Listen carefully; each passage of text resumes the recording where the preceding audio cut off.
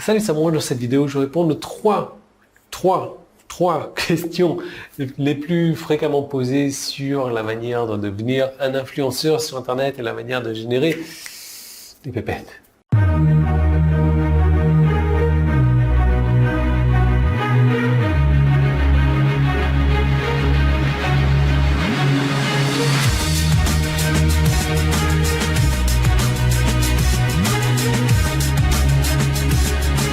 Donc, comment faire pour devenir un influenceur? Je ne sais pas pourquoi, mais un influenceur. Donc, un influenceur sur Internet si tu n'as pas le temps. Si tu n'as pas le temps, en fait, c'est très simple de devenir un influenceur parce que, et j'ai été encore en train de discuter avec un client dernièrement, c'est que moins tu vas chercher à faire un truc qui est avec des froufrous, etc., plus ton message va bien passer, plus le résultat, la qualité sera au rendez-vous. Donc après, si tu n'as pas le temps et que tu es relativement à l'aise avec la vidéo, ben, tu peux créer un contenu une semaine, un contenu par semaine. Et ce contenu que tu vas créer, ben, ça va être juste une demi-heure par semaine. Une demi-heure par semaine, ben, c'est pas grand-chose honnêtement. Et je veux dire, si tu fais de la vidéo, c'est très simple à parler en face d'une vidéo comme ça par semaine, parce que je vais te donner une structure et tu vois, il y a des points à respecter. Donc, premier point, tu parles de ça, 3 minutes. Après ça, 2 minutes. Après, ci, 3 minutes. Après, et tu vas te rendre compte qu'en lisant ces points, en répondant à chacun de ces points-là, tu vas pouvoir tenir une vidéo de 30 minutes. Donc, imagine que tu crées une vidéo comme ça de 30 minutes chaque semaine, à quel point ça peut être intéressant. Maintenant, bah, tu peux te dire, ok, j'ai pas envie de créer de vidéo, c'est un truc que je peux comprendre facilement. Tu peux décider à créer du texte. Du texte, bah, c'est 2 heures par semaine, quoi. Tu vas te créer un texte de 1000 mots, 2000 mots, 3000 mots, à toi de voir exactement. Moi, je te conseille quand même un minimum de 1000 à 2000 mots. 2000 à 2000.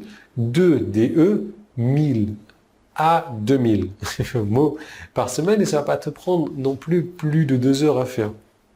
Donc rien que ça, rien qu'à créer un contenu de haute qualité, audio ou vidéo ou texte ou autre, tu vas te faire remarquer facilement. Alors il faut que ce contenu soit aussi dans ce même domaine d'activité pendant X semaines. Maintenant, comment est-ce que tu vas faire pour trouver une niche?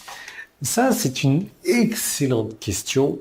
Donc, la plupart des gens vont te dire, oui, tu peux travailler dans un domaine qui te passionne, et je suis d'accord, c'est intéressant de travailler dans un domaine qui se passionne. Maintenant, si tu n'as pas de passion, ou que ta passion, c'est les matelas pour les astronautes, tu vas pas avoir beaucoup de succès là-dedans. Quoique, c'est très niché. Enfin bref, comment trouver une niche? Et beaucoup de personnes vont te dire, bah, il suffit d'aller regarder sur Google. Oui et non. Si tu veux, sur Google, les gens sont là pour pour rechercher une solution à un problème, on est d'accord. Mais surtout, ils sont là pour se balader, pour faire un petit peu de lèche-vitrine, pour aller regarder par-ci, pour aller regarder par-là. Ils ne sont pas dans la mentalité d'acheteur.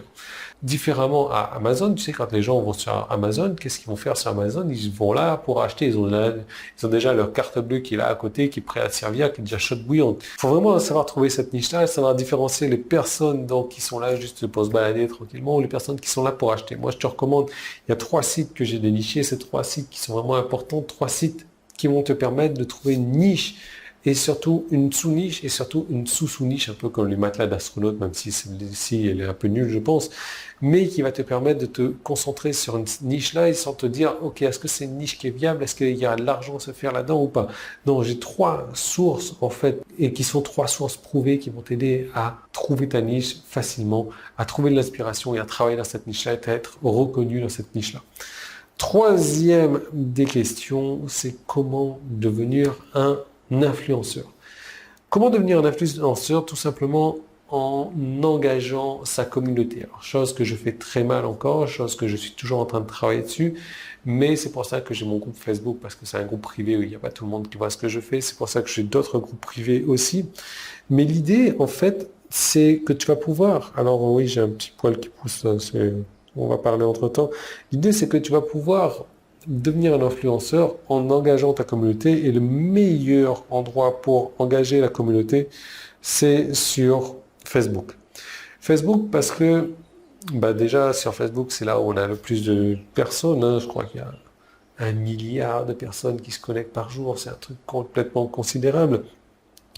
et que plus tu vas engager les personnes, plus ton reach, ta portée, ton influence va se dissiper autour de toi, et plus tu vas te faire aimer par les gens, et plus les gens vont acheter avec toi. Parce que voilà, les gens ne vont jamais acheter avec toi si jamais ils ne te connaissent pas, si jamais ils ne t'aiment pas, entre guillemets.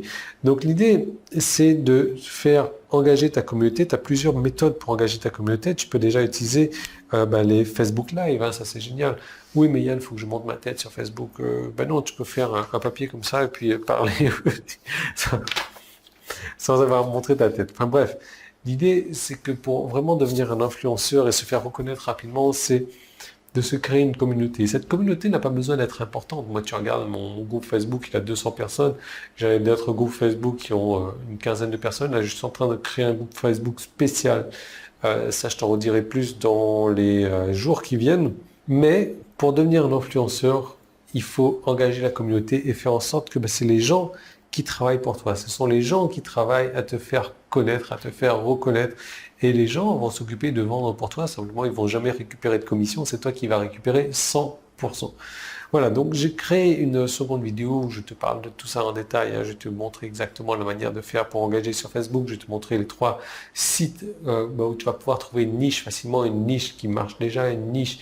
Je vais te montrer plusieurs niches en fait. Tu vas voir que les sites sont faits de la manière où c'est déjà classé par niche, quoi. Tu as juste à te mettre là et à sélectionner, à dire voilà, c'est bon, j'ai ma niche maintenant.